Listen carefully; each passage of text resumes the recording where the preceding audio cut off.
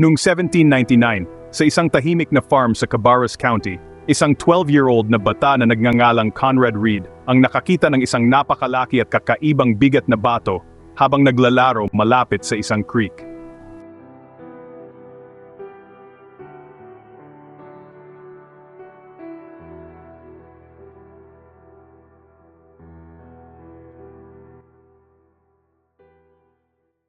Hindi alam ng pamilya kung ano ito, at, well, ginamit lang nila ito bilang simpleng doorstop sa loob ng maraming taon.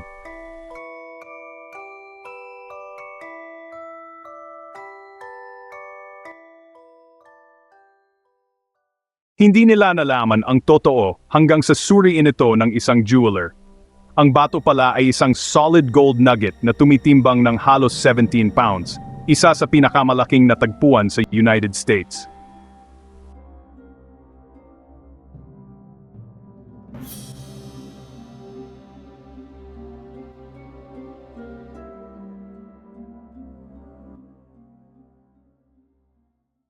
Ang pagtuklas na ito ang nagsimula sa tinawag na unang American Gold Rush na nakasentro sa lupain ng pamilya Reed.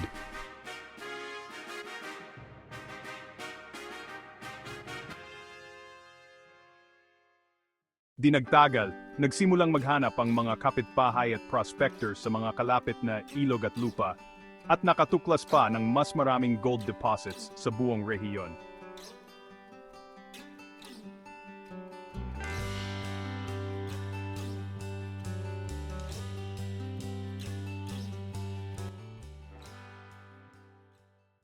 Ito ang nagresulta sa pagtatatag ng Reed Gold Mine na naging unang documented gold mine sa United States.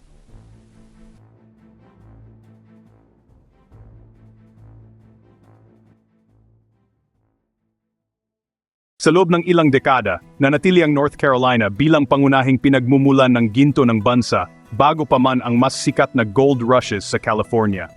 Pagsapit ng early 1800s, ang ginto mula sa North Carolina ay patuloy nang dumadaloy sa ekonomiya ng US. Nagbibigay ng malaking bahagi ng raw material na ginagamit ng mga mints ng bansa.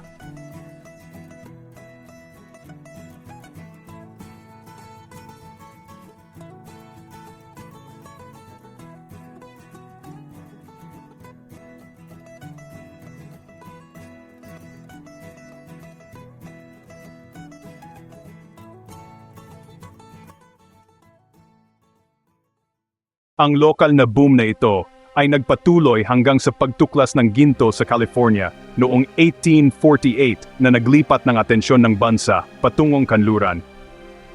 Gayunpaman, ang aksidenteng pagtuklas ng pamilya Reed ang tunay na nagmarka ng simula ng industriya ng pagmimina ng ginto sa Amerika, na nagpapakita sa atin na ang malalaking pagbabago sa kasaysayan ay minsan nagsisimula sa isang simpleng bagay tulad ng isang bata na pumupulot ng kakaibang bato.